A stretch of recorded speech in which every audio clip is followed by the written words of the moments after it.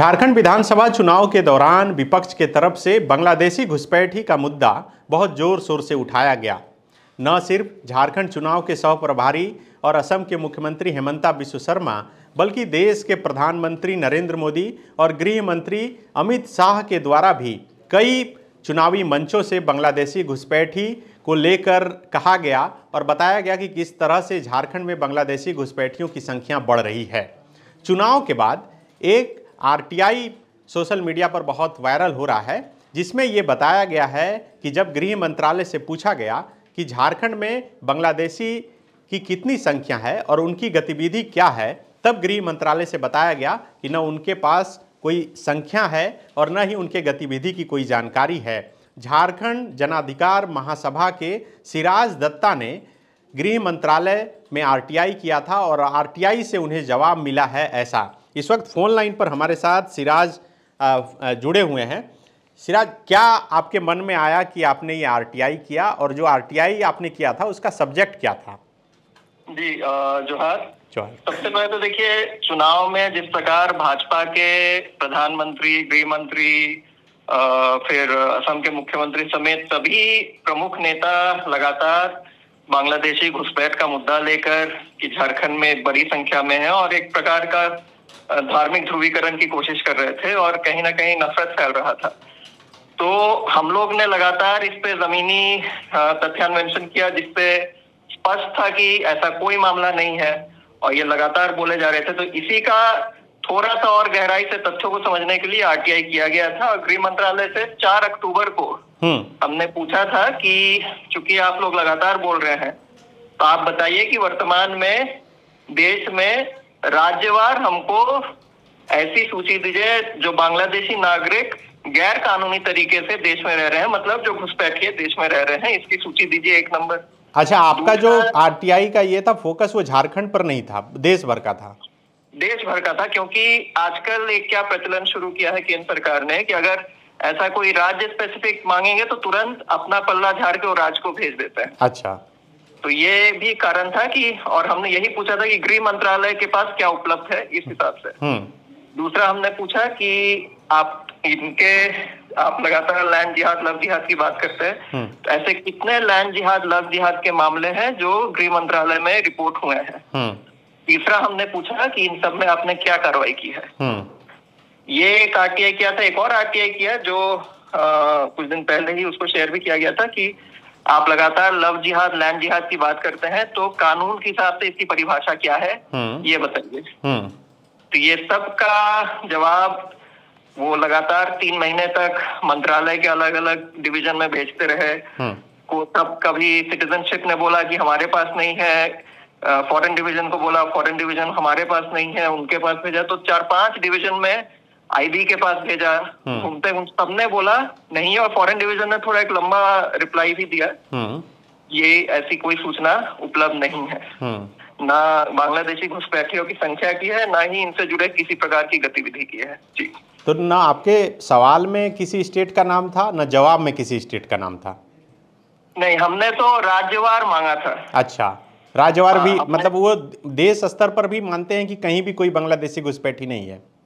हाँ, किसी की सूचना नहीं है, ना गतिविधि की सूचना है, यही उनके जवाब में आया है। और एक नहीं, मैंने फॉरेन डिवीजन ने तो पूरे गृह मंत्रालय के नाम से ही जवाब दिया, बाकी जितने उनके डिवीजन है जो प्रमुख इस मामले में है, इमिग्रेशन हो, इंटेलिजेंस ब्यूरो हो, सबने अपने अपने तरफ से बोला कि हम लोग के पास तो नहीं है। सिराज जी, आप जिस झारखंड जनाधिकार महासभा से जुड़े हैं, वो लोगों के बीच रहती है, सोशल काउज के लिए काम करते हैं आप लोग। आपको क्या लगता है, क्या सचमुच में यहाँ नहीं है? ये पॉलिटिकल एक बयान ही रहता है हमेशा चुनाव में? देखिए, इस मामले में हम लोग ने डिटेल्ड फैक्ट फाइंडिंग की थी। जहां जहां से मामले उठे थे, चाहे आपका गाय बथान हो या तारानगर इलामी को हो, जिन मामलों को लेकर उस समय किया गया कि ये बांग्लादेशी घुसपैठिया कैसा कर रहे हैं वैसा कर रहे हैं, हम लोग ने एक एक मामले में जाकर लोगों से बात की और हर पक्ष से बात किया। वहां अगर 2 समुदाय है, दोनों समुदाय के पक्ष से बात किया, सबसे बात किया, और उसमें बहुत साफ तरीके से यही निकल के आया कि कहीं भी इस तरह से कि बड़े स्तर पे बांग्लादेशी घुसपैठिया के बस रहे हैं, किसी ने भी मतलब किसी भी पक्ष में, जैसे अगर कहीं पर हिंदू और मुसलमान में विवाद हुआ है तो ना मुसलमान ये बोल रहे हैं ना ही हिंदू बोल रहे हैं। सबसे बड़ी मजेदार बात है कि तारानगर इलामी के उसी गांव के जो भाजपा के मंडल अध्यक्ष है, अच्छा, उनका नाम याद नहीं आ रहा है, उन्होंने भी कहा कि नहीं हमारे यहाँ तो है ही नहीं। और हम लोग 2-3 सवाल सबसे पूछते थे कि क्या आपके गांव में कोई बांग्लादेशी घुसपैठिए आज तक आए हैं या आप लोग को पता है? सभी समुदाय ने बोला नहीं आए हैं। हम लोग ने पूछा कि क्या आपके आसपास के गांव से कहीं से कोई सूचना है कि यहाँ पर आके बस गए हैं? सबने बोला नहीं, कहीं से नहीं पता है। तो हम लोग बोले कहाँ से सुने हैं फिर? तो लोग बोले नहीं, सोशल मीडिया में सुने हैं। अच्छा, तो हम लोग कहीं भी जमीनी स्तर पे ये अनुभव नहीं देखे। और कहीं ना कहीं हम लोग ने आंकड़ों का भी ये किया था, आपने देखा होगा, एनालिसिस किया था। और आंकड़ों के भी इसमें ये जो जिस प्रकार से भाजपा फैला रही थी उससे थोड़ा अलग सच्चाई कुछ और थी। लेकिन हाल के अखबारों में एक खबर छपी कि जनसंख्या से अधिक संथाल पुरना में आधार कार्ड बन गए।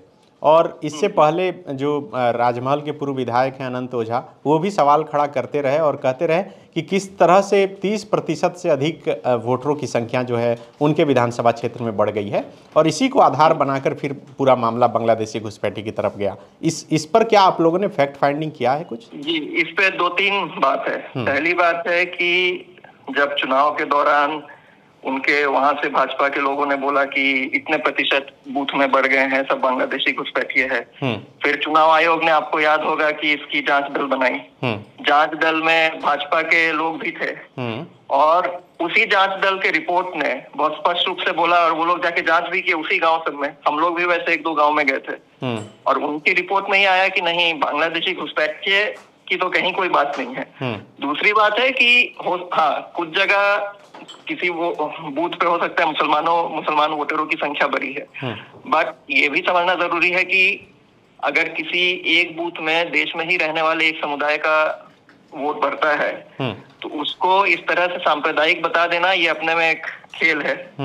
और तीसरा, जो अभी जो रिपोर्ट की आप बात कर रहे हैं, वोटर वाला, आधार वाला, इसका बस मैंने वो ऊपर से देखा है, लेकिन बस मेरा एक सवाल है उसमें, वो मुझे पता नहीं उस रिपोर्ट में है कि नहीं, कि जनसंख्या उन्होंने 2011 का लिया है या जो सेंसस का 2021 के लिए उन्होंने एस्टिमेट जो जनसंख्या देते हैं उस जनसंख्या को पकड़ा है। हमको लगता है कि 2011 का जनसंख्या लिया है और वर्तमान का आधार संख्या लिया है। इसी वजह से लग रहा है कि ज्यादा बढ़ गया।